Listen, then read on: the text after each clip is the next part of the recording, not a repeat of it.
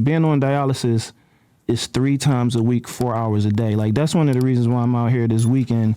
I'm working with a company called One Legacy, which is an organ procurement company, you know, and I was here on New Year's, and I was a part of the Rose Parade, where I rode on the float for being a kidney recipient.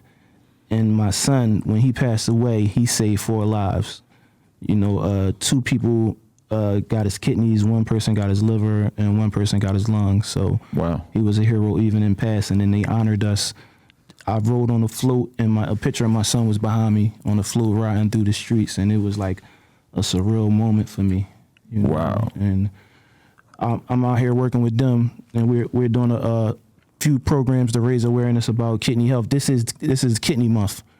So this is the first day, March 1st is the first day of National Kidney Month, you know, so we just trying to spread the awareness. Wow. So that's one of the main reasons why I'm out here. No, that's amazing.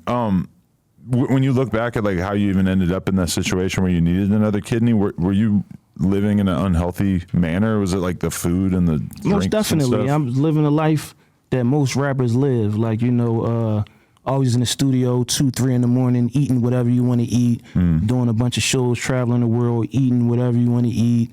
After the club, you know, we got out the club 2, 3 in the morning. You ordering food, you might go to a diner, like, you know, you still up partying, like all those things took a toll on my body.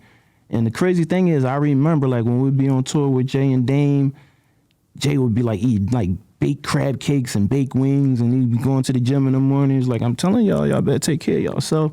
But we so young and we just accustomed to that lifestyle. Like, I'm from the hood where I had to grind to get everything, and it took a minute to get it, and I had to save and I had to stack it, and just go from that to making millions of dollars. Like, you just riding around, living life, doing whatever you want to do, and those things took a toll on my body. Right. You know, I had kidney failure from high blood pressure and diabetes, which are 2 of the risk factors for kidney failure.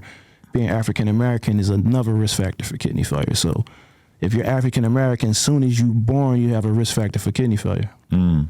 Hey, I've seen a bunch of my friends deal with diabetes and having all kinds of heart issues and stuff. Yeah. Like people who are pretty young, but who just like abuse alcohol to a crazy extent, drugs, especially. Food, all that, like all those things could take a toll on your body.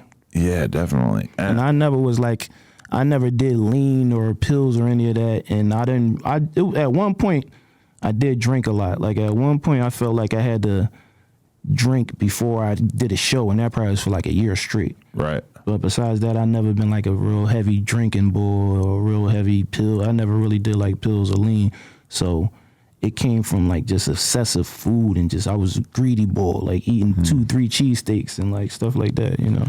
Yeah, because I mean, when it comes to the lean and stuff, when I talk to people who are real into that, like young dudes, I'm like, I want to sit you down and show you some interviews from Boosie, Beanie Siegel, and Ben Baller, like all these dudes throughout rap history who've basically like dealt with some of the gnarliest health issues as a result of putting that shit in their body over and over and over. And I understand that to a lot of people, you know, if I was sitting here having this conversation with Paul Wall going to tell you it's a part of the culture and you need to be moderate with it if you are going to fuck with it.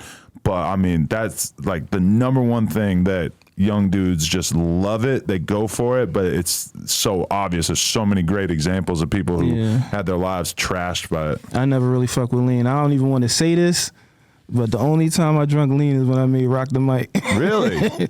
Yeah, but besides that, I ain't never really get into it. Alhamdulillah, I didn't never get caught up in it. There was just so much lean in the studio that you just went for it? Yeah, it was just there. Like, we was in Miami. Like, that's when they had like the real purple weed, like when you could see it and it's purple, and that was purple, the lean was purple. It was just a moment.